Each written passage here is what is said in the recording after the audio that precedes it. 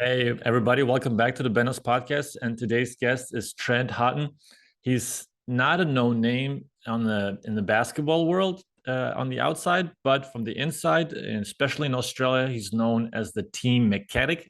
So today we talked about the mechanics of building a team culture, implementing core values. We talked about leadership. We talked obviously about communication. Trent has a rich history in working with the Boomers Australian national team, as well as Melbourne United currently, and other sports as well. Netball was one of the teams mentioned. We talked about the relationship factors within a team, the dynamics between coaches and players.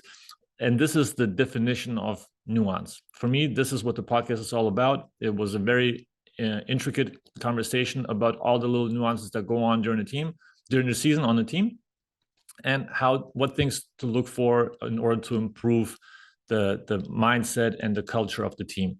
So if you enjoyed it, please share this podcast with your friends, with your family, with your colleagues. Please subscribe to the YouTube channel. We'll still need to bring up the subscriptions. It's not going to stop. We're going to keep going. And I appreciate you being here. Please also subscribe to all the audio platforms if you listen on audio instead of YouTube. And hopefully I see you soon again. Bye. All right. Zoom says that we're recording. So Trent, welcome to my podcast. Thanks for coming on. No worries. Thanks for having me. Yeah, shout out to Andre Lemanis, who was on I believe it's the 28th episode with on my podcast, and he gave a shout out to you. Now we give a shout out back. So thanks to Andre for introducing me to you. Yeah, absolutely. He's a great man, Andre. I actually caught up with him only a month ago. We were in Noosa, and we happened to walk past each other in the street. So we hadn't seen each other for a while since he went to Japan. Yeah, I'm in Brisbane right now, and he told me he was living in Noosa, or he lives in Noosa. So I'll have to make sure to go and visit that town as well. I haven't been there. Yeah, it's before. A nice spot. I heard.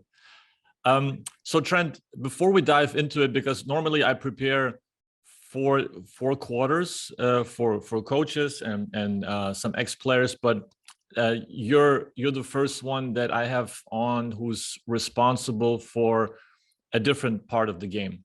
So I'm just gonna go off the hinges, and we're gonna go a little bit about your background, a little bit about what you did beforehand, and then we're gonna go bullet points. And I have some topics that I wanted to go through. But you know what made me most curious about this topic is obviously when working with a team there's a lot of dynamics that come into play. But have you read the book Legacy? No, I haven't. Legacy is actually a book about the New Zealand rugby team and how their culture got cleaned up from the just gutted everything, because it was a very bad team culture within it, and they became basically the most winning team in rugby history, as I understand. So it's that book really reminded me of now made me think of your profession as well. So we're going to talk all about the whole value system, how to establish that. I was wondering if you ever read it before. Yeah, no, I've heard a lot about what the All Blacks have done, and they've obviously done a fantastic job over the years, and it's been really driven, internally by the players as well. So that's, certainly runs along the same themes that we try and use.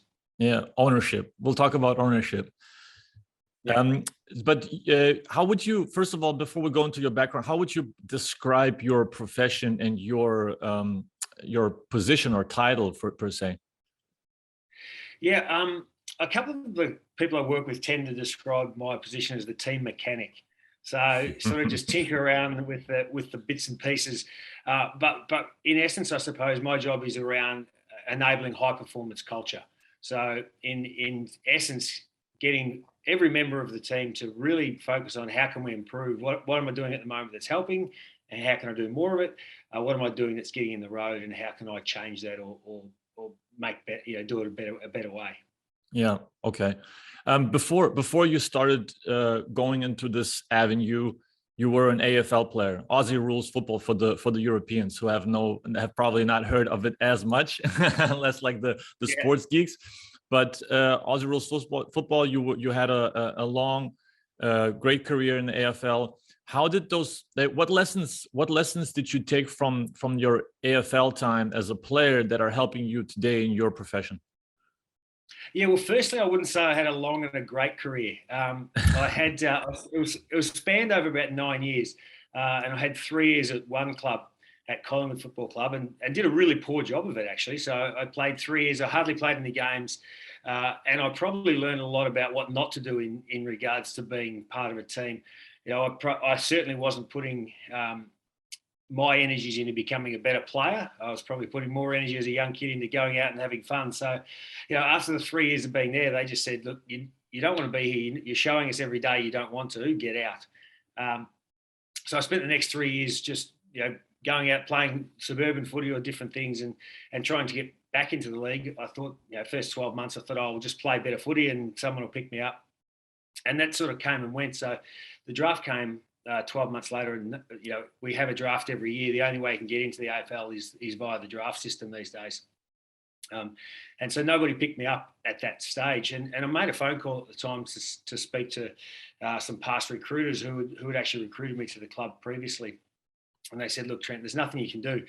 Everyone thinks you're a dickhead, so move on and do something else. So, you know, in essence, that wasn't a great phone call, but it certainly changed the way I thought about things. And in terms of now when I work with groups, a lot of the questions we sort of start to ask them is, you know, how would people describe you, and are you happy with that? So in that regard, our recruiting process is around, you know, it's almost that no dickhead policy. We just want to get good people in who have got some talent and are willing to work for one another. So that's, you know, certainly is a bit of a book stop for the way we go about it. Was that like a sliding door moment for you, or like a cold shower type of moment, or did it still linger your old identity until that phone call, after that phone call? Look, I certainly had. There was certainly an acknowledgement from my behalf that something needed to change, but until I suppose you get that really confronting conversation, and it was from someone I actually respected and cared about. So it wasn't someone who was just, you know, off the cuff just saying this is what I think. It was more someone who actually thought, hey Trent, you're really not going about it in the right way, and if you want to be successful and if you want to get back into it, you've got to change some things. Yeah, I think it's a lot of things. Sorry, did you want to say something else? Did I cut you off? No, because a lot of times it comes with you know, like an authority figure telling you, and you having like an acceptance moment, you know, like where you really take it in deep and then having to really change your whole identity, because we're going to talk about reputation as well, of how important that is throughout a player's career and when they want to change something. Yeah, exactly. And I think the realization this, you know, comes when actually people take the time and the effort and the care to invest in you and have those conversations. So you know, a lot of the work we do now is around making sure that we invest in each other as people, invest in those relationships, and actually have those honest conversations as often as we can. You know, if just this week at Melbourne we had a robust training session where everyone lost their mind a little bit, but straight away afterwards you sit down and go, okay, what happened there? What do we like? What didn't we like? And what are we going to do about it? And so if you can have those conversations straight away, you tend to, you know, stop the things from derailing and going off the track. You know, you're not going to, when you play in a team sport and you're around each other, you know, for 7-8 months of the year, you're going to get on each other's nerves at times, and there's going to be some friction, and there's going to be some conflict. But I don't think conflict's necessarily a bad thing in sport. It's just different opinions and different ways of going about it, and it helps us to then sit down and go, right, we've got 2 different ways of doing it, and some 5, 6, 7 different ways. Which one suits us best, and how we're going to go about it.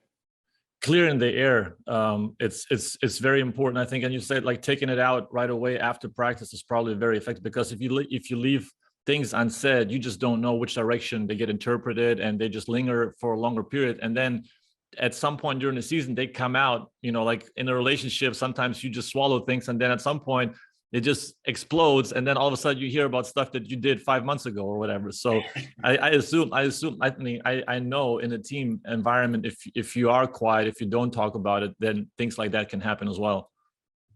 Yeah, absolutely. And I think most of the time, not even just in a sporting team, but most of the time we tend to address our issues when we're really pissed off. It's like, all right, I've had enough. I'm gonna go in and do something about it now. Whereas if we can talk about stuff, you know, when it first happened or before we're really pissed off, or just go, hey, I'm noticing you're doing this. Why is it happening that way? we can preempt a lot of those things and save the massive blow-ups. So just to get back on the AFL topic a little bit, when you like you experienced the AFL, and we talked about it on a phone call a couple of days ago, of the difference of mindset of that there's no other AFL in the world. AFL is basically, it's just in Australia, so there's a limited opportunity, so players are automatically more committed and dialed in. And talking about career, what's the average span of an AFL career? Because in the NFL it's 3 years.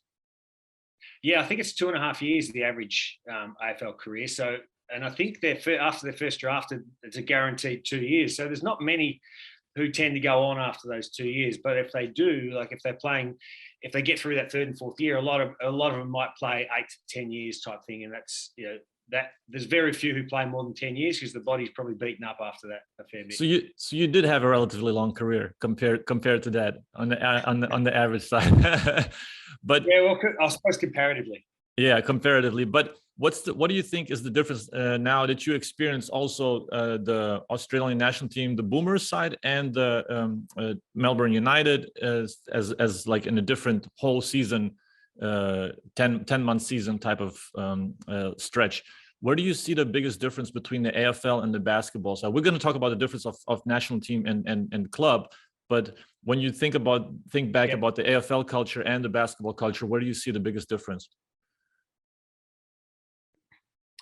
I think the biggest difference is the AFL culture that tends to be, you come in really early, and every year there's 5 or 6 kids come into at 18, and it's sort of encouraged for them to play pretty quickly. So there's a steep learning curve for those new players every year. Basketball tends to be a little bit less movement in terms of people are not really breaking into starting fives until they're mid-20s and so forth, whereas AFL sort of, if you haven't broken into the side by your early 20s, you're probably not going to make it. So basketball's, there's a little bit more time, but I suppose that comes from having less people on the court or on the field. You've got 22 people play every footy game, and they all share their time evenly. Whereas a basketball, you've got 12 guys on the team, but only 5 of them are on the court at a time. So there tends to be much more competition for those minutes. So it tends to be a little bit different. But I suppose the other difference for football and basketball is that you can be at the opposite end of the field to someone in your team. So the field's 180 meters long. So if someone's at full back and someone's at full forward, you don't really have that many conversations with them or during the game. And really reliant on too much of it. So it's more, you'll have people you're linked with really closely, and you need to actually understand them and understand their running patterns and their preferences. Whereas I think basketball, it's incumbent upon all those people on the court because they're so entwined in everything they do. Yeah. There's also a lot of players on a basketball roster not a lot of players, but on every team there's several players that hardly ever play. So that's a different dynamic where you also have to kind of keep them engaged and have them invested and dialed in throughout the season, and not to lose them, because when injuries come, they're going to have to be ready. Yeah, that's probably the toughest thing I've seen about basketball is that mindset of the player who goes to a game expecting not to play, and it's it is different. I've always thought that the teams who have the largest number of people, and this was particularly in the AFL, who believe they can influence the result, the better off they are. You don't want a whole host of people to go, oh, I'll just play a little small minor role and I don't really impact whether we win or lose. That's not great for a whole team. So the more of that you can have in basketball, but obviously you might only have 7 or 8 guys that hit the court. So finding meaningful contributions from those other guys, it's what they see, what they can say, how they can communicate with their teammates who are on the court, can be really important. So you actively engage with those also with those end of the bench guys to have them be cognitively aware of what they can do and when they can do it? Is that something you actively approach? Yeah, so I mean, if you think about the Boomers squad from past years, you've got players in that squad, who are the 11th and 12th players who are starting 5 or MVPs of their team. And so, but they've got a wealth of knowledge as well. So it's making sure that they can share that knowledge, and hey, make sure when you're seeing this happen. Damien Martin was a great one with the Boomers. He was MVP of the NBL for a number of years, and then played a largely bench role for the Boomers. But his experience was invaluable, and to go, okay, well, I'm seeing something, I can talk about it. I can challenge different things. He was a great defensive player, so he would keep an eye out for, this is what they're doing a little bit. I can go on and contribute to the people in defense with Daly or Paddy or different things like that as well.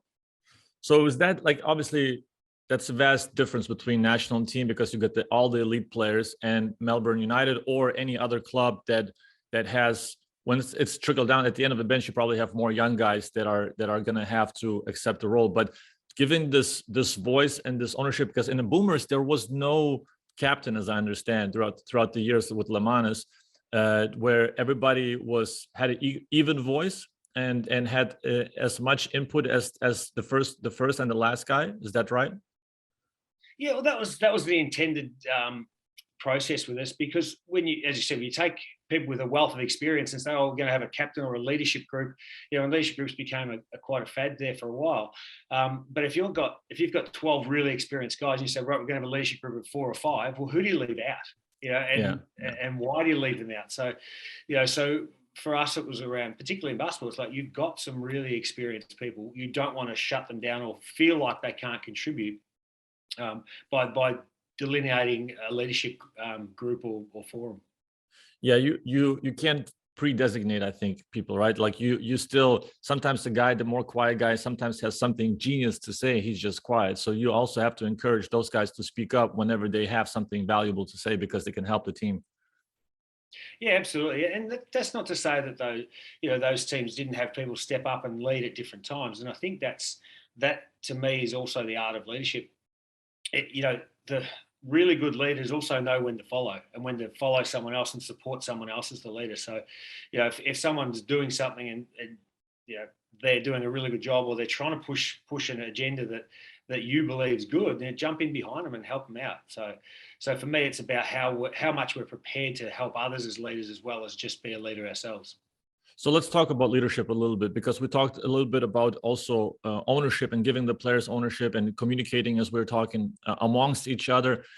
How much of a voice are the players allowed to have or should have in order to keep the process moving and facilitate a successful season? Whereas, like, sometimes in Europe, you find that less. You have sometimes coaches that are a little bit more rigid, maybe a little bit have a different old school approach, where it's more my way or the highway.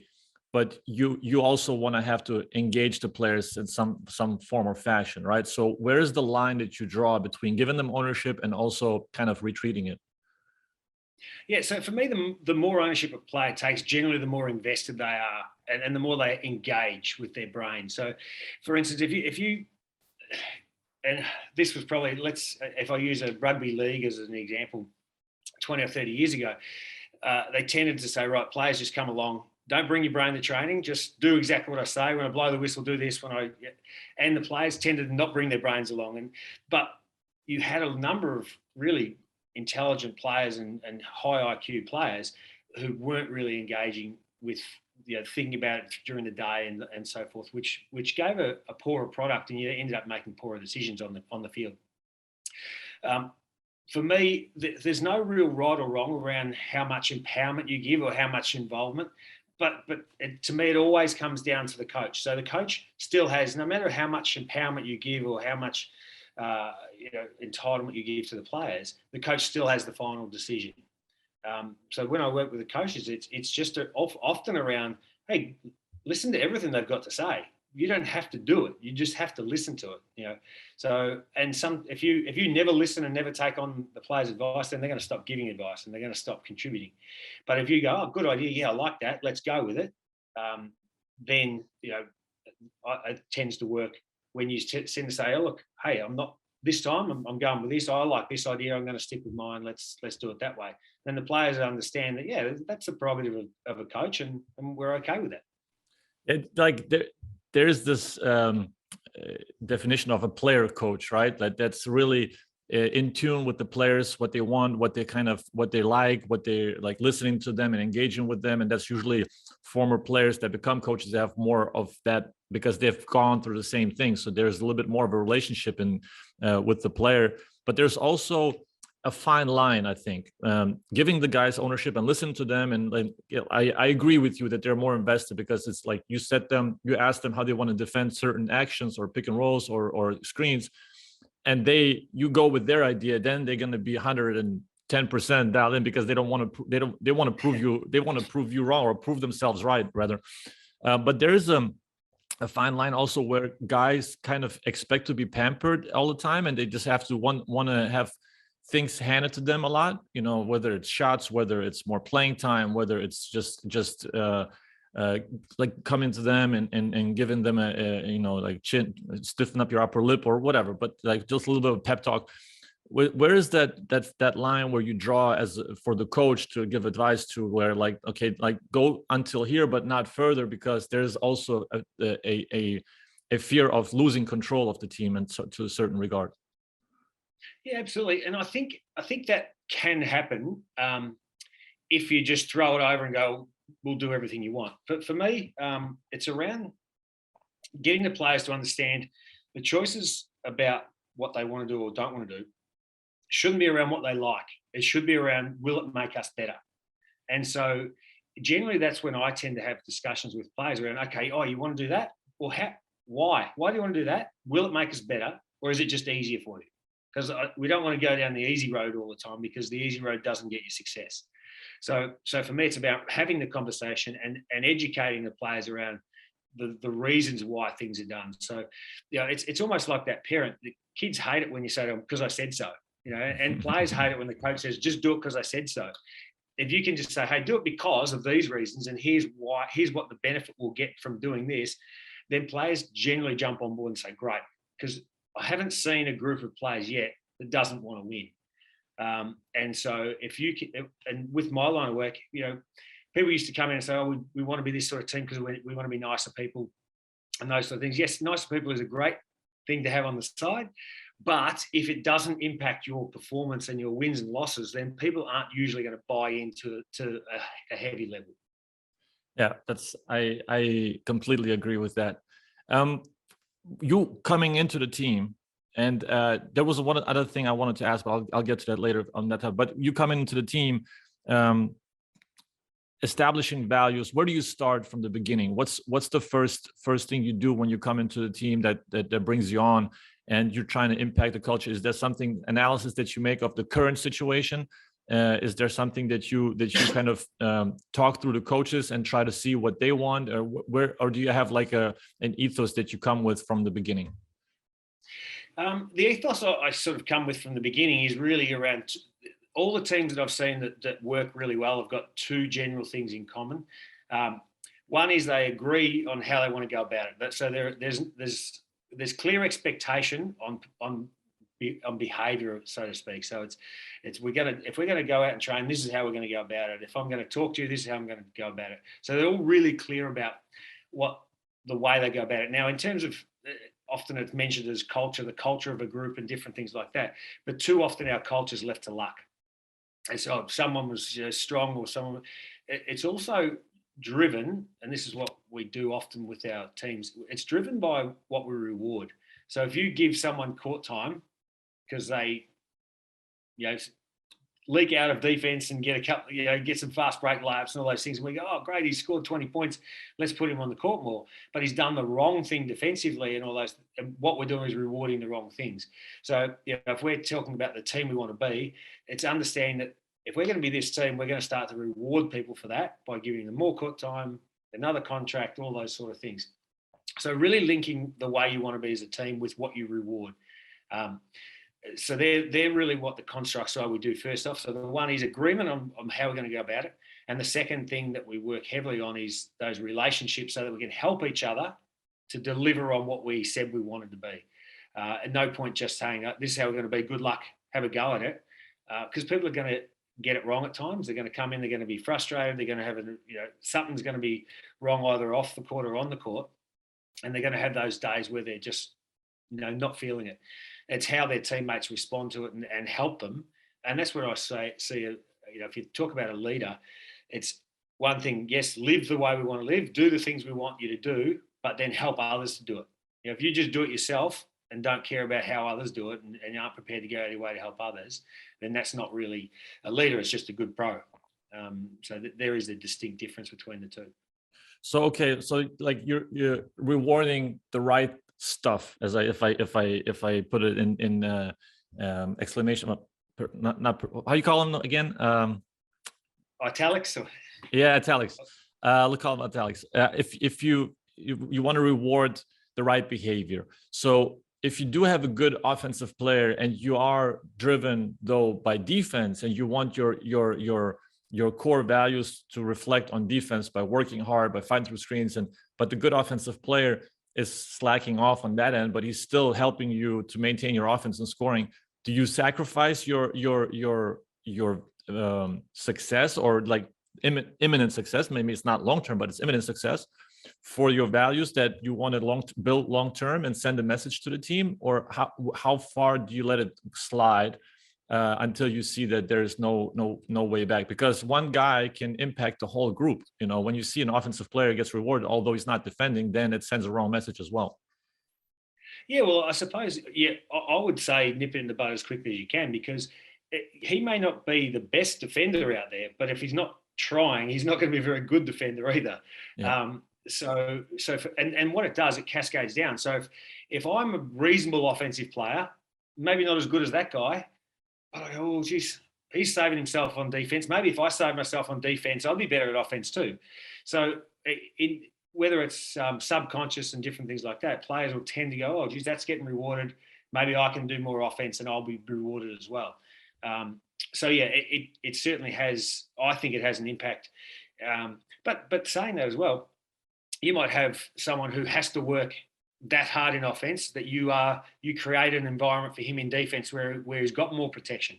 But again, it's going back to the way that the group wants to go about it. If the group has an open discussion and says, geez, Trent's really good at offense, let's make sure we cover him in defense so he's got more energy to work on offense, great. And everyone can buy into that.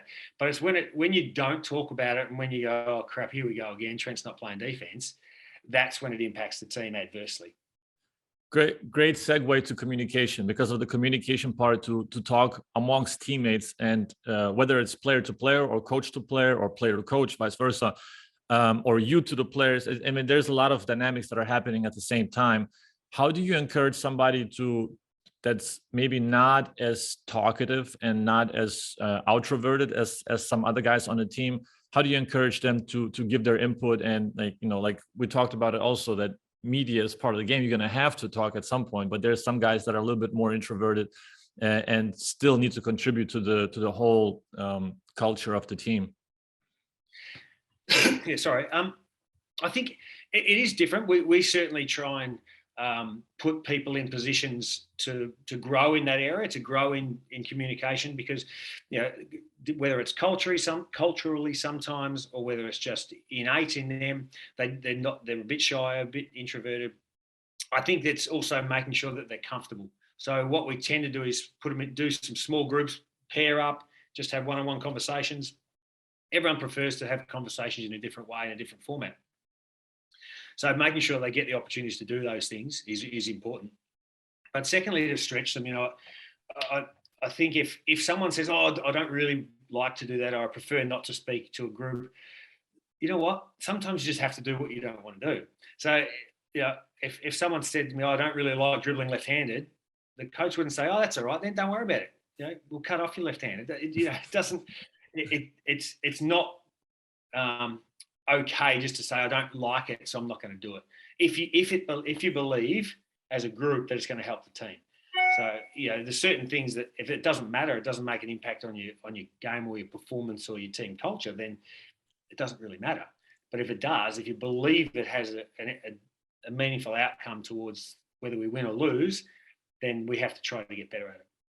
Yeah, at some point the weakness will be glaring, right? Whether it's communication, weak left hand, or bad shooting, at some point everybody's going to see, and it's going to look bad in one regard or the other. And especially in a team environment on the court during the games communication, but also off the court communication is something that needs to be actively pursued and actively encouraged, because sometimes you have one vocal leader on the team and then all of a sudden he's impacting everybody else because it's contagious. But then if he's out, if he's injured, or if he's in foul trouble and has to go to the bench or has to go to the locker room, all of a sudden you feel the energy is kind of dropping, right? There's not the loud voice in the room anymore that gets everybody going. How do you pick that up? How do you supplement that if the guy is not around anymore? Do you have coaches, assistant coaches supplement that a little bit during the games, or there's a certain kind of pickup that needs to happen at that point? Yeah, it's certainly trying to pick it up on the spot. But if I go back, probably nearly 20 years ago, maybe it's probably 15 years ago, I did a bit of work with Melbourne Storm, a rugby league club in Australia here. And they had a guy who was really vocal, Cooper Cronk. He was one of the leaders of the group and seen as one of the really good leaders of rugby league, and played with the Australian team. And he was that sort of guy. He was always up and about. He was always talking, to the point where I actually I had to say to him with training, hey, I want you not to say a word today. For the next 5 days of training, I don't want you to talk. And you should have seen how bad training went for that week. And Craig Bellamy wasn't all that rap with me. But it was an exercise in, hey, what to say to the boys, what happened when Coop went down? What if Coop doesn't play next week? Or, what happens there? So we've actually got to train to understand that, hey, when someone goes down, we all need to step up. And hopefully that for them, they go, oh, geez, well, maybe if we stepped up to that level all the time, there wouldn't be so much pressure on one person to be so vocal, and we'd actually be a better unit. So yeah, you certainly can do things about it prior to that person going down and something happening or going out of the game. But yeah, at times then you'll be tapping someone to try to say, right, someone's down, you need to step up and make sure the voice is up here. Yeah, there's it's huge. It's underappreciated, right? When this one guy is talking, it feels like it's natural, but then all of a sudden, if he's not talking, then nobody is talking, and then all of a sudden you feel a little bit naked. We used to do that exercise in Moscow, but also with the national team. We did it before games on the road where we knew the crowd was going to be loud, to have them actively communicate in practices where we brought in the music, and when we scrimmage, we just played the music very loudly. And in practice, where usually it's quiet, right? And then the guys were like, first of all, in shock because they didn't expect it. We didn't tell them beforehand. So the first time it went chaotically. It was a little bit different approach. But then the second time was like, okay, now we know what to expect, and it was more game-like. There's also exercises where I've heard where the coaches don't say anything during practices, and they let the players run the practice, and they run the drills and they talk about it. Is there any kind of exercises or any kind of active approach active measures you think that are good to facilitate good communication? Yeah, I think so. I think rugby union were very good, and you talk about the All Blacks. They do a captain's run, and most rugby union teams do a captain's run the day before the game, which is run by the players. So the coaches, sit in the grandstands and don't really have too much impact on it. So that's reliant on the players doing everything. I think for those field sports, it is a little bit different too, because the coach is so far away from the action. Basketball, the coaches are up, they're talking the whole game, they're speaking to the players as they go past, they can call the plays.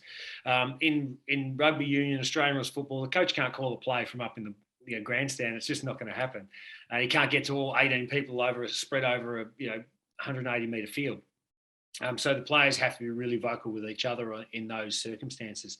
I've certainly seen it work well. I've seen different areas, coaches not talk. Coaches, I know when we did the Boomer stuff, it's quite interesting. You talk about the way you adapt and do different things, but I think challenging them afterwards is always a great way. We used to do scrimmages, and they'd play green versus gold all the time, and it used to be the team, they'd play 3 mini games, and the first, I remember vividly, and one of the guys who's quite a good leader within the Boomers, I remember vividly, they had a first game, the green team lost pretty badly. The guy, one of the senior guys, had missed a foul shot late in the game. So at the end of the break, He went off, started practicing his foul shots. They lost by 8. And I said to him, so you're missing one foul shot. Did that lose you the game? He said, no. I said, well, why are you practicing your foul shots? He said, well, don't want to miss. And he didn't. He was, 90-odd% foul shooter. He was a good foul shooter. But I said, to me, it'd be better off getting over there and talking with your teammates about what you need to do in coverages, what plays you're going to run, different, because you lost by a lot. Like, you've got to change that.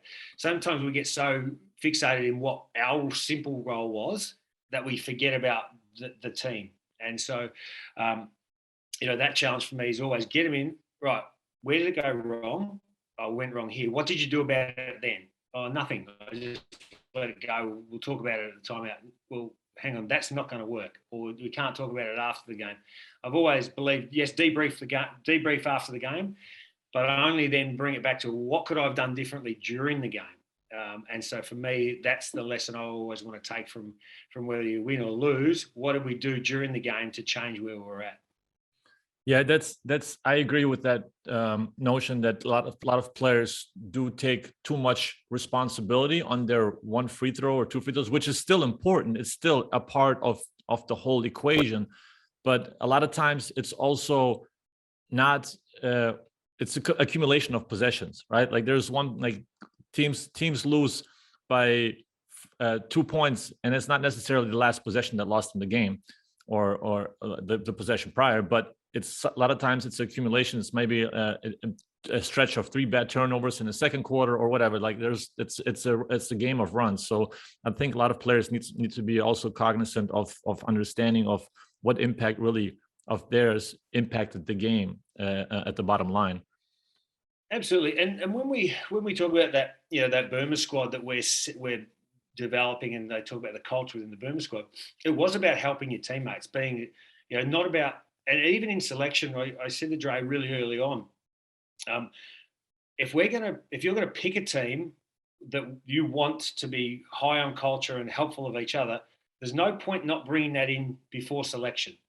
Because if we go out and say, hey, let's pick the guy who just dominated and did everything for himself, then you're going to get people who still continue, oh, that's what got me selected, I'll keep doing that. If you're going to want to be a team that helps each other, then you need to focus on that during the selection process. And so, we'll debrief it, after, in those scrimmages. And generally, the teams that got together and talked in that 2-minute drink break between scrimmages would win the next scrimmage. Mm-hmm. And so us saying to them, well, okay, what did you talk about? What did you do? How did you do it? You didn't just think about how you can score and look good. They talked about how we can operate and who's got advantages, all those sort of things. And we're going, hey, that's what we want. We want a team who evaluates the opposition, where our advantages are, rather than just go, give me the ball, I want to score. I want to look good for the team, so the coach, so I can get in the team. So again, we really do try and bring that back into the selection process. Okay, good. So this selection process I had marked a little bit later, but I'm going to jump ahead and then I'm going to jump back on what I wanted to talk about as well. But selection process, roster build-up, not necessarily with the national team, but so maybe much more in the club, because in the club it's a long-term, and you have contracts, you have more accountability, you have there's the professional side of it, which a national team, it's obviously professional, but it's also loyalty and pride, and there's a different dynamic when you come. People are more willing to sacrifice in a national team than they are in a club. But when you come and you recruit players for the club, one bad apple can ruin the whole bunch, right? So how much, if you are able budget-wise to get a very talented player that may not be in tune with your culture, how much are you willing to sacrifice for him not being as committed maybe to the culture in return to being probably the most talented player you can have on your team? Would you still recruit him? Would you still bring him in, or and run the risk of ruining the whole bunch, or and bring him in and take a chance and try to form him and hope that the rest of the culture impacts his mindset as well? Where's the line drawn? Less and less I'm likely to bring them in. I think at times, clubs I've been with, we've said, I think we're strong enough culturally to deal with it. But what it does, it puts a hell of a lot of pressure on everyone else. If you've got one, but if you've got 2 or 3 key members of your group you've put a hell of a lot of pressure on the rest of your leaders to drive standards and to bring them to line. And it ends up becoming, there's too much conflict then, where it's like, shit, I'm asking you every day to do the right thing and you don't, and so that's where you got that lack of respect, and that never translates to a good team. I think what we try and do when the clubs I work with is focus on, and when you said we're more likely to sacrifice for our national team, I'd contradict that. I think good teams understand that there needs to be sacrifice to be successful. Sacrifice on how many shots you're going to take, how many minutes you're going to get. If you want to play a certain style and be really and have a good enough team to generally win, everyone's going to play less minutes than they would like to play at times. Instead of someone saying, I'm going to play 35 minutes, well, you might only play 28 to 30. And making sure that people understand that it brings a good result at the end is, I suppose, the balancing act that really good teams try and do. Yeah, I think I agree with you that one guy is probably still handleable. I just invented a word, handleable.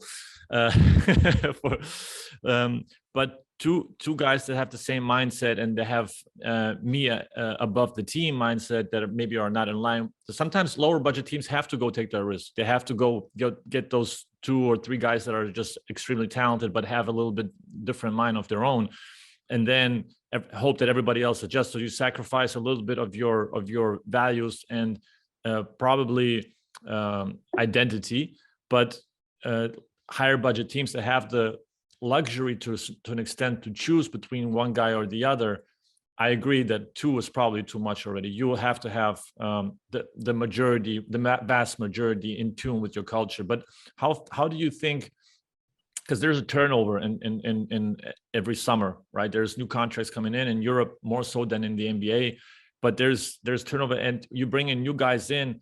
How important do you see captainship in this whole process? Because the new guys come in and they all immediately have to be set in line. So the locker room has to be in place for them to immediately be absorbed by the mindset and the culture of the team. Yeah, look, I think the captaincy is an important thing, but I think leaving it to one person to induct them and to show them the way is doomed to fail. You've got people of all different ages and different interests and that click differently. And I've always believed, and we heavily rely on relationships to bring people into the group. Now, if you're not prepared to invest time in that person, invest a bit of yourself and a bit of, show them around, talk to them, understand them, then it's really difficult to then say, hey, come and do it this way. I've always thought that the leadership as a verb or a doing thing is someone generally following you, and people don't tend to follow someone unless they believe in that person and think that person cares where they're going.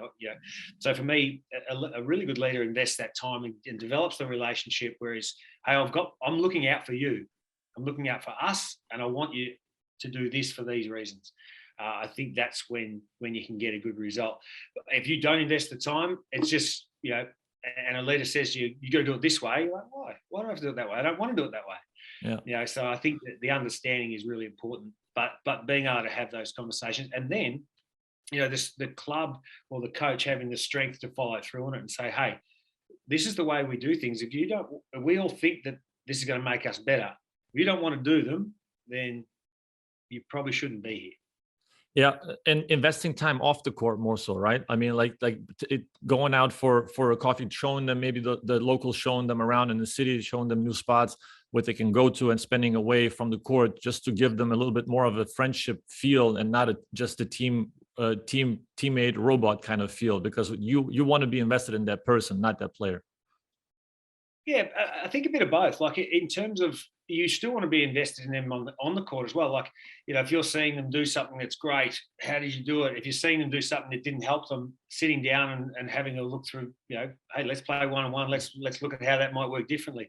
Investing that time and just actually caring that they get better as a player is helpful as well, because no one wants to stand still in terms of their ability.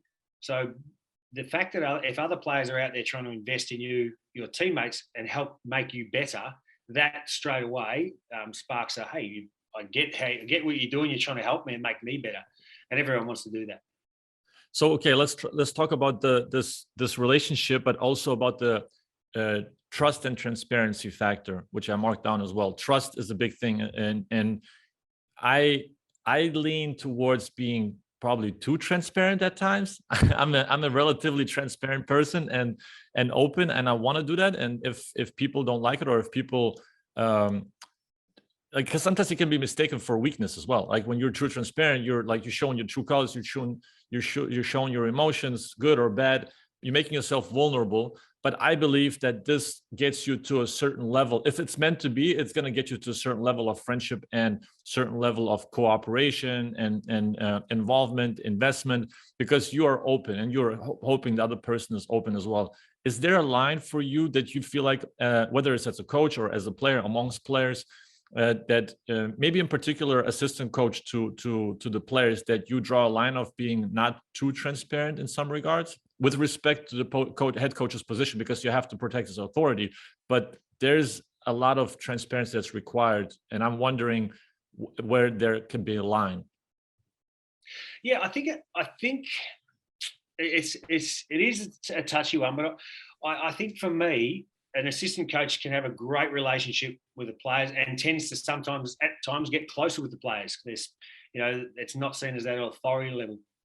But what the danger in that is, if the assistant coach is saying things that aren't in line with what the whole coaching staff wants, then you can get conflicting messages and a player going, oh crap, the head coach hates me, when it's not the case. It's, hey, we want you to do it this way. I think if that's where the transparent I don't think there's such a thing as being too transparent. I think there's something to, if you're consistent. So if you're transparent and you're consistent around what you're saying, if you're transparent and not saying the same things to both ends, then that's when you get in all sorts of trouble. I suppose, at the moment we've got in Melbourne United, there's a couple of, Reece Carter's a young coach. He's only just come out of retirement from playing. David Barlow's the same, but the coaches at Melbourne United speak so openly with each other. They're all on the same page and they're all in agreement. And if there's dispute at that level, they'll have a pretty good, robust conversation. And okay, what are we going with? What do we actually want from this player in the end? And they all, when they talk to the player, will talk about the same things. They might do it in a different way, and they've got different skill sets, but certainly they're not saying, "Hey, go and do this," when it's not what the group wants. Okay, when the assistant coaches, and you're probably as well, when you're talking to the players and you address certain topics that are maybe touchy, but also want to facilitate their growth within the group, and you address reputation, as you talked also about your experience as a player in the AFL. How do you address reputation? How do you want to get them invested into having a better reputation? Do you set certain goals for them, certain standards, or do you expect them to have a certain idea already? Because sometimes they don't, maybe not necessarily know what their reputation should be at the end of their career, what they want it to be. Yeah, I suppose that's the discussion piece. Even recently, just saying to people, at the moment, how do you think people would describe you? If you've just left an opposition club, I often say, if you're at Sydney Kings or so, what do they say about Melbourne United? How do they talk about us? Because then we get to decide, geez, do we like that? Because if we do, great. Yeah, if they think we're, not nice people or different, they think we're arrogant or so forth, I'm okay with that. But if they went and said, hey, they don't look like they try, or they, different things like that, then we've got a real issue. So for me, having a bit of a think about what am I known for, and then am I happy with that? So think about the way you want to be talked about by your teammates, not necessarily by the opposition so much, but what do you want your teammates to be saying about you? What do you want your fans to be saying? And are we okay with that? And that really can govern a little bit of our decision making. So if I want to be known as a hard worker, then I can't slack off, a couple of times a week. If I want to be known as an honest person, I can't then tell you lies. It's really being as simple as, what do you want to be known for? What do you want to hang your hat on? as you as a true self, and let's get on with it. So, but also when you have those conversations, guys have different ways of receiving the message. Guys have different ways of getting to the touchy spot. That's why some assistant coaches are better talking with certain players than others. And there's a dynamic between different people within the group. How do you adjust to learning styles and guys, not necessarily into the philosophy or team culture aspect, but also in learning styles within the basketball tactical part? Is there certain exercises you do and certain things to figure out each player's learning style? Yeah, well, certainly something Dean does a great job of. He certainly asks a lot. Well, how do you like to learn? Do you like to watch it on tape? But we do all of those things. So what they'll tend to do is go through a system and say, well, this is the way this guy likes to learn. We almost profile the people as we go along. We say, geez, when we show him on tape, he gets it right. When we just talk to him about it, he gets it wrong. Okay, well, let's make sure we develop that. But we've also then got to understand if they don't get it well just from talking about it, because in timeouts or on the fly, we've got to be able to talk about it. So yes, we want to increase the ability to learn that way by repetition and showing, and then maybe talking about it and then showing some tape, or then showing tape, then talking about it. So just changing the order of things. But I still think that there needs to be a growth if there's a gap in each one of those learning styles. But there's also a lot of transparency in that. Like the player has to trust that his strength or weakness will get also used the right way in terms of learning style, because like he has to admit that he can't do something. So you have to get it out of him of what he can do better, right, in order to reach his highest potential. Yeah, and I think that's certainly the environment we try and create with the teams I work with at Melbourne United, and part of that is the coaches being open to improvement. The head coach saying, "Hey, what am I doing well? What am I doing poorly? Like, what do you think I could do differently?" So, getting input from the other coaches, from the players around what they find easier in his style and different things. So, I think. We're probably lucky in a way in Australia. There's a lot of coaches who don't walk in here thinking I know everything. Most of the coaches they're going to other sports, they're going to other countries to learn and to find things. But one of their greatest resources are the people in front of them. You can be the greatest coach in the world of one group, and you go to another group and you can't coach them for shit, and it's simply because they don't get you. So understanding that you've got to adapt to your people you're trying to coach is just the same as adapting to your game style against an opposition.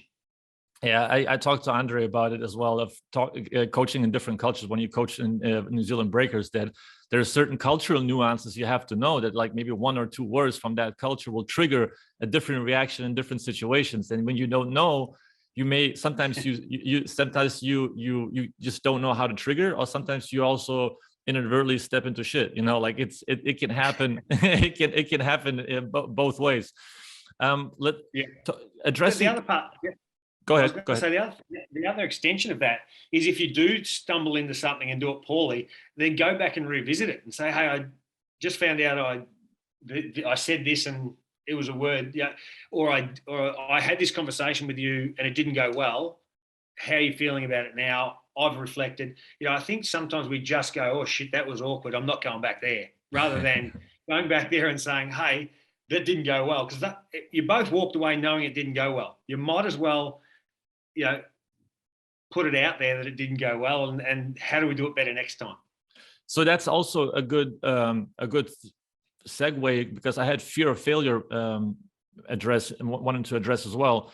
Fear of failure, that was already like a point of a coach failing to address something in the right way, but also fear of failure in the players during the games. There are some guys are perfectionists and they have a fear of not being perfect. So and inadvertently you tense up when things are not going the way you imagine they should go, right? And there's been a lot of studies also that I heard on a recent podcast that perfectionists are more likely to choke under pressure, because they have a certain tenseness about their achievements and they want it a certain way.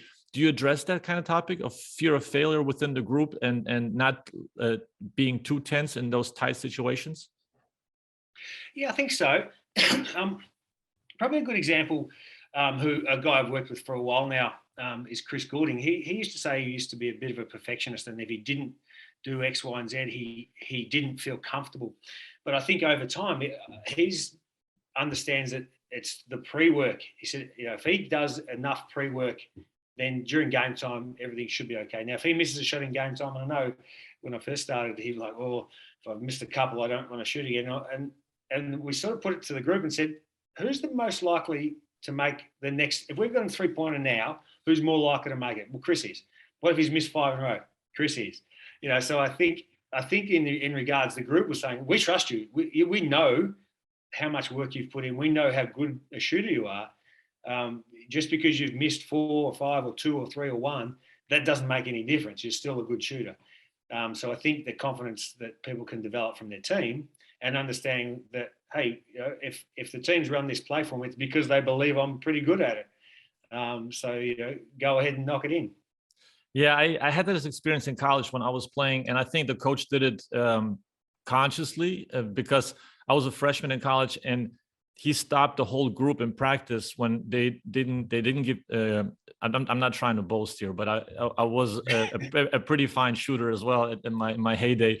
But he stopped the whole group, and he was the reason why I became a really good shooter, because he stopped and told them that he's open. Benes is going to have to receive the ball, whether you like it or not. He's going to have to get okay. Yeah.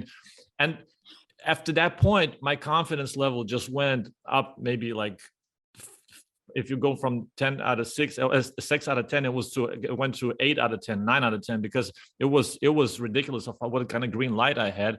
But everything else stopped. I stopped dribbling, but my shot was just going flying from everywhere. But that kind of active approach, I think, by coaches also just give the player a little bit of a like taking the pressure off of them, because it's especially, and I know shooters sometimes overthink because they just want to have a certain way, certain footworks. Everything has to be a certain kind of rhythm, and when it's not there, you go into your own head, you go into a slump, and then it's hard to get out of it. So I think coaches need to have an active approach with shooters, especially to take a little pressure off of them. Yeah, I agree. I was never a shooter, so I don't you don't really get the nuance of it. But look, to me, that is really a sort of aligned to what I said earlier about when everyone thinks they can impact the result. So yes, the shooters need to be confident about their shooting, and their coach needs to invest in that. But just at the same time, they also need to invest in building the confidence of every member of that squad. And that's not an easy thing, because if someone's, you can't make it up either, because they know if you're trying to pump confidence into someone who's being terrible, that you can't go, oh yeah, that was great, because it wasn't. It was terrible. So it is a real balance, because I firmly believe that no one makes an NBL roster or any team unless they're pretty good. But what tends to happen is sometimes they come in and go, oh crap, I was really good in that level below. Now I've come up and these guys are better than me, and their confidence just starts to erode. And then their teammates look at them, and the coach looks at them, and they sit on the bench and they end up rotting down there. So for me, it's around understanding that, hey, if you're in the squad, you're usually there for a reason. And let's try and somehow make sure that they retain that confidence, and finding them ways to get wins, whether that's at training or whether that's in games, getting them in as early as you can. I know that the old junk time in basketball has always been in my mind around, do we need to wait till junk time, to let, because then junk time turns out to be, you can't show that you can run a system because everyone's just throwing the ball at the ring at some stage. Yeah, and it's not conducive with your system, like it's a completely different mindset that you play at that point. But that's one thing also that when you say that everybody who's on a roster deserves to be on a roster. So there's also a certain kind of conversations I heard, or notion that I've listened to, is that when somebody gets paid a salary, whether it's in business or in sports or whatever, and you can do it in a faster amount of time, it's not that you get paid for the time that you can get the workout done and for, because you can do it maybe quicker because of the experience you already have. So essentially you're getting paid because of what you did beforehand. You're getting paid now maybe a lot of money but it's because of the experience you have. So you deserve to be on this team, and you deserve to get the pay because of what you've done so far, not what you're going to do. So those contracts are kind of hindsight vision, right? Yeah, they're backdated often. Yeah. But also, I think sometimes, when we might, if we get frustrated with a player or someone in the team, whether it be a player or in a corporate setting, we really decided as a coaching staff or a manager to hire that person in the first place. So they were doing something we really liked, or we just selected someone we shouldn't have selected. So either way, at some stage we really liked them. And something sometimes goes wrong along the way, whether that's, they got injured and they weren't contributing, or they sat on the bench so long that their body went sour and their mind went sour as well. And then they started to erode the team. So I think there's certain things, and that's, to me, is also expectation. If you're recruiting someone that you don't believe is going to get much court time or is only going to play 3 or 4 minutes, don't communicate with them and say, hey, come along, you can play 15 minutes a game, because automatically we're setting expectations for conflict and for disappointment. And that never goes really well. Agreed. Expectations beforehand when you're in the recruiting process, they have to be set right, that everybody's going to earn their stripes. There's no promises. It can't be set on false expectation, because you're heading for conflict either way. It's a very fine line. Before we go into a little bit about your profession, that I wanted to address a couple of things practically. But one more thing on the perfectionist part, when you see guys struggle, when you see guys being in their own head, there is this such thing in Europe, and I'm sure in Australia, because there's a very good coffee culture here. I can attest to that. But there's also such thing as coffee meetings. All right. So what cues do you look for in the player when there's a fine line of having too many meetings with the same player over and over again? Some guys like it, some guys don't. But when do you call them into a meeting, when you say, all right, hey, let's pull them to the side, I want to talk to you a little bit about it, just maybe vent a little bit if you see something that's wrong? Is there certain cues to look for, certain behavior patterns throughout the week of practices that you see are heading down, sloping down? You try to catch them before they fall? Yeah, generally if there's a little bit of a change in demeanor, if someone's coming in who's usually jovial and happy and they're got the shits up, or the different things like that, or they're just not, the effort doesn't seem to be there.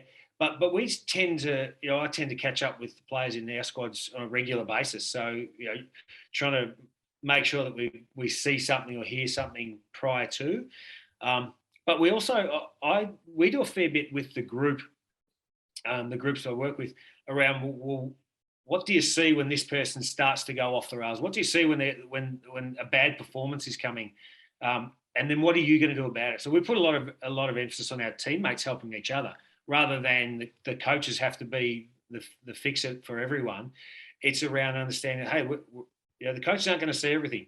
The players see each other more, and they interact with each other more than the coaches do. So, for me, them understanding each other's nuances and the way each other goes about it is probably more beneficial than the coaches knowing. Yeah, there's also a thing of hearing the coach's voice too often.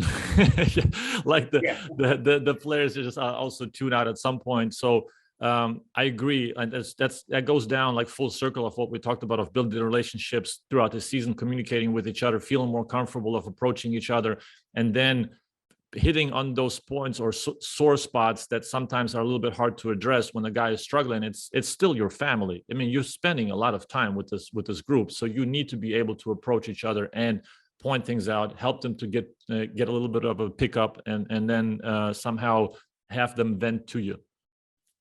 Yeah, and I think the performance and results tends to be sort of the sum product of the way we think about ourselves and the way we practice things. So our skill level and our confidence level, but that's also impacted by the people around us, because we take in what people are saying. If someone says, "Geez, Trent's a bad shooter," and I miss one, they go, "Yeah, there he goes again." My mind starts to go, "Yeah, they're right. You're terrible."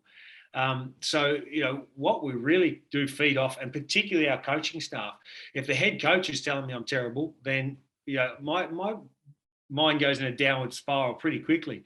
Whereas if your coaches and your teammates have got your back and they're supportive and they're encouraging and they're trying to provide an ability in an area where you're good at, then that can maintain that level of confidence and the level of performance for a greater period. There's also, I think, there's a cultural aspect that some cultures are more lenient, more open towards being positive. There's some cultures that are more negative. There are more head-on approach, more of a solving through conflict. Which, like you said, conflict is not bad. And we did, like in a national team, we did have conflict. We had our most successful summers during conflict situations, like, so there is such thing. I believe that maybe sometimes chemistry is not the end all be all, but resolving conflict through clearing the air and approaching it head on is sometimes the recipe for success. Oh, absolutely. I certainly don't think that that those really good teams don't have conflict. And even if sometimes with chemistry's there and everyone gets along so well, they tend to be a bit blasé, and it doesn't tend to be as combative as it needs to be, because you've got to prepare yourself for opposition as well. Yeah. And the opposition aren't going to come in and welcome you into the court and give you a high five and give you a cuddle when you need one. Yeah, they're not going to do that. So, at times we need to train and be ready for physicality. I know, like, when I do some work with New Zealand netball team, and when I first came into there, they're like, "Oh, we don't really want to tell each other we were bad or anything like that." And I said, well, that's not what performance discussion is. The performance discussion is what do we like? What can we do differently? And an example for them, and they talked about it after I first worked there. I watched training, and the coach sort of said, "Oh, what do you notice?" And I said, they were doing a drill, and someone passed the ball, a poor pass, and the girl who passed it said sorry. The girl who was supposed to receive it said sorry, and they both went back to their line and did it again, and did the same thing, and both said sorry again. And I said, okay, I just need to stop. What are you sorry for? What are you sorry for? Like, I don't understand what you're sorry about. And it was just as simple as, just talk about, I didn't lead the right way. I didn't do this. I'm like, well, you just talk about, I'm going to lead that way. Or when I'm doing this, I'm going to do that. So just communicate really clearly about what it is that went wrong and what you're going to do next time, because then we won't make the same mistake over and over again. So for me, that's the conflict is not necessarily a bad thing, as long as you discuss it and work out a way to fix it. Yeah, I think that's also, there's a cultural component from what I experienced, because in Australia it's naturally kind people, right? So there's like this natural kindness to each other. So you just kind of constantly could end up saying sorry to each other, just because of you want the other person to feel comfortable and not to have any kind of conflict. So then naturally that kind of can lead to nothing, like you just going into like sorry, and then there's no resolution. That is the worst thing that can happen. Everyone walks around and goes, "Oh, I don't want to offend anyone." To me, and I probably have a different mindset. It's offensive if you don't tell me that I've done something that's hurt me or you. Because how am I going to fix it? Exactly. I have a fervent belief that no one comes into training or a day of work and says, "You watch me screw this up for everyone else." No one does that. But sometimes people end up screwing things up for people. So, but no one tells them. Yeah. So, making sure we can say, "Hey, that didn't work. It didn't help anyone. It actually made everyone's day terrible. Can we do it differently?" Would be a much better way about it. All right. Are we good on time? Yeah, I'm good. Okay. Before we go into the ATOs, I still have like two questions that I wanted to address practically from your profession. There's a difference between obviously, as we discussed, national team and club. National team is a short period, and it's probably easier to be around the team full time because it's a shorter, smaller window. Do you address, or do you, I suppose, advise a person in your position, in your profession? Is it possible, or is it possible to not be full time around the team at the club, to impact the culture, impact the process of the whole value system that we talked about today? Or is it necessary for a guy to be around 24/7 around team, to get a pulse for the team, to get the little nuances between each other, the locker room? Those help to facilitate success. But do you think it's also possible, because there's also teams that don't have the budget to have somebody on full time, to come in weekly, monthly meetings to see it, the practice schedule, to see the practices, talk to the coaches, talk to the players, because the players have to be comfortable with that person. It can't be there's a German word,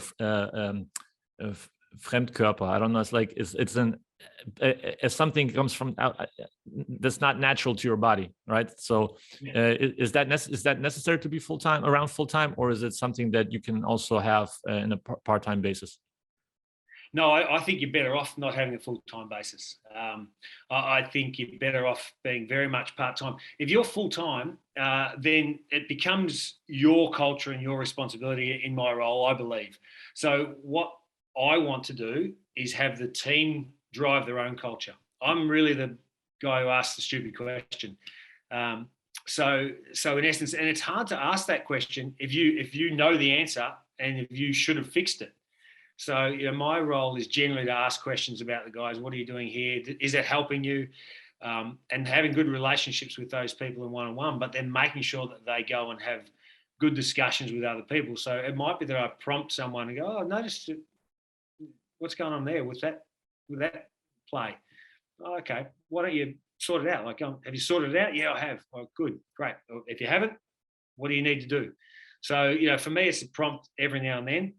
I think if I was there all the time, they might get sick of me firstly, but I don't. But also, I don't think then the group would take ownership of their own culture and drive it themselves. I think that's sorry, yeah, I think that's an interesting. I didn't expect that answer. I thought it was full time, but you're right, because there's also probably something good about of removing yourself from the situation and then coming into the situation 2 weeks later or 3 weeks later and seeing where the team evolved from the last time you saw them. What something changed, something didn't change, certain dynamics, certain friendships maybe evolved, that maybe you get a different picture of removing yourself and having a helicopter view afterwards where you kind of see a different phase of the team. Yeah, I think early on I tended to do more days or be there more often at the start when we're building it and when everyone's still feeling each other out, because that's when people can be feeling a little bit awkward and, "Oh crap, I don't want to go and talk to him again because that blew up last time." Well, guess what? We're going to go and talk again. So, I think that's probably more relevant to be around early in the setting in phase. But then it's around just keeping your ear to the ground, touch base every now and then, and go, "Wow, what's going on here? Why is that happening?" Because if you're part of the team full time, you tend to turn a blind eye to things. Oh yeah, that happens every day. Well, if it's bad, if it's not helpful and it happens every day, then that's really bad. So, but sometimes we just get so used to it happening, we go, "Oh yeah, that's there goes that again." I much prefer that. When with the national sides, it's quite good because you come in for 2 to 3 weeks and then everyone goes their own way. So the investment in time needs to be greater. I know with some of the national sides at times we've said, "Look, let's not get on our phones and tweet after every training session on the way back in the vans to the hotel room. Why don't we leave our phones till we get home, or when we're and actually talk about training, what worked, what didn't work." You don't want to then have to have another meeting. But if you're stuck in a bus for 20 minutes with someone or in a van, why don't you get your chats done then? Like, let's actually knock that out while we've got time, rather than, as Luke Long used to say, smurfing, sitting there with your phone, blue screen against your face. Smurfing. Yeah, I love that. That's like actually a very good, like you said, those 15, 20-minute bus rides, they can help a lot also to just clear the air and the phones, the social media changed the whole world that we're living in right now in every aspect, not only sports, but in every aspect for sure.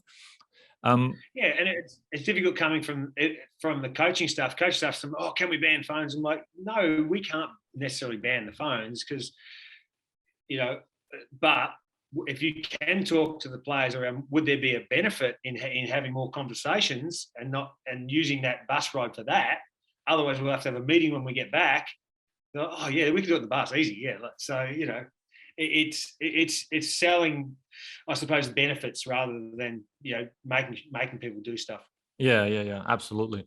One more question, and from your experience with the Boomers, how long do you think it took where you saw and you felt like the culture changed, or not necessarily changed, but improved, and you felt the impact that you've done from each summer on? Was there a point, or was that right from the beginning, from the first summer that you and Coach Lemanis worked together, that you felt like there was immediate investment, immediate change? Because Coach Lemanis was also talking about how guys that didn't make the All-Star squad in the NBA, they still got together with their families, and they still got together on and had vacation holidays together during that All-Star break in the States.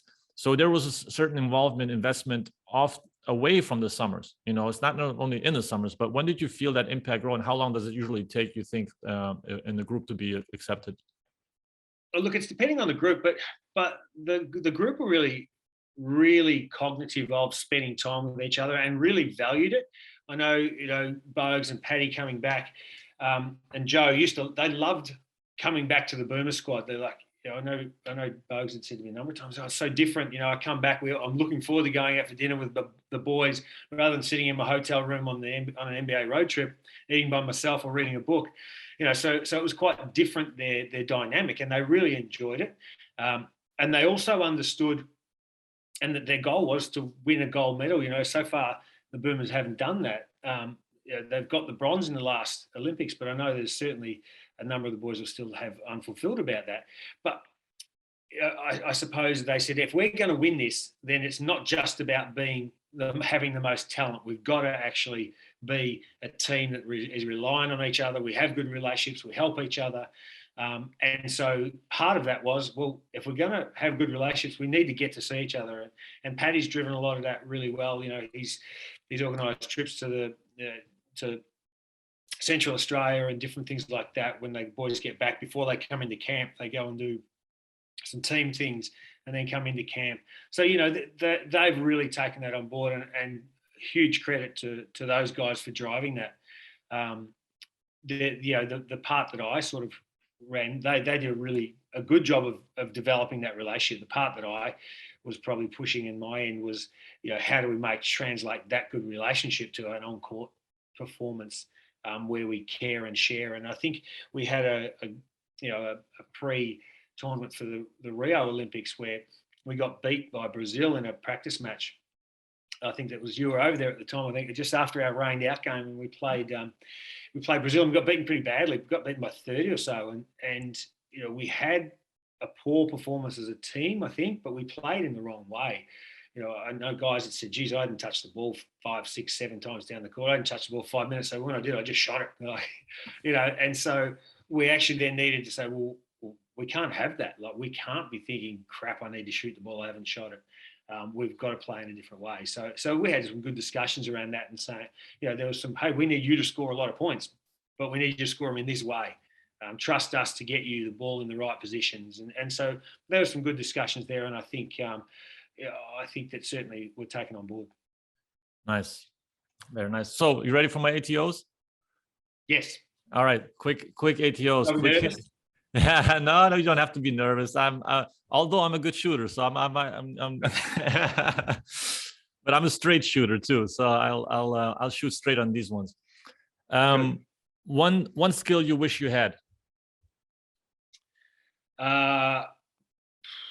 Patience. Is that a skill, or do you want a basketball skill? No, that's a good skill. I'd like to be able to shoot it. That's a life skill. Biggest pet peeve in your profession? Biggest pet peeve, which is weird, meetings, long meetings. We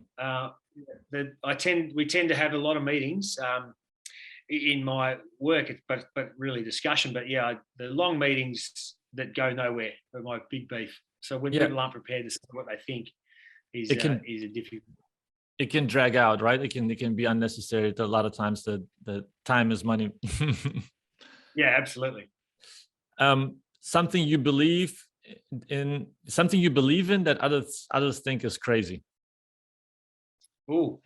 I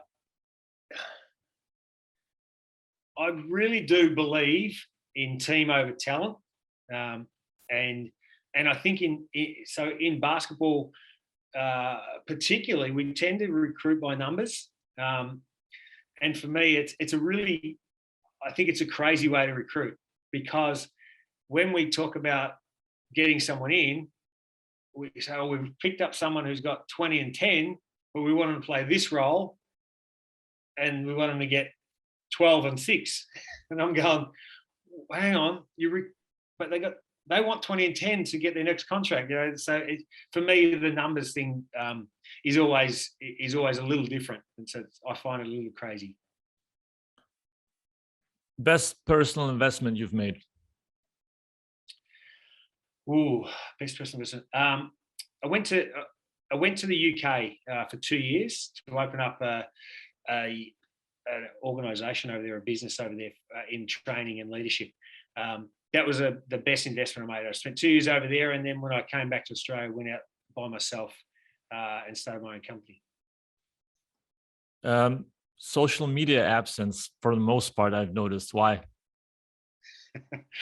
Why? I've just never got into it. I get told very often that I need to do more of it. And they're right. I really do need to sit down over this summer and get a handle on how it actually works. Advice from older self to younger self.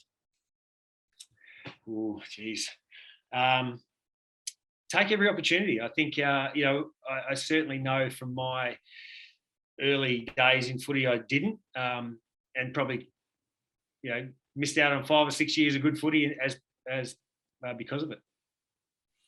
All right, last thing, that's a Tim Ferriss question, more of and maybe I should have asked you beforehand to think of something, but if you got a chance to put something on the billboard for everybody to see, is there something, a picture, a phrase, a word that you put on for everybody to think about and to pay attention to?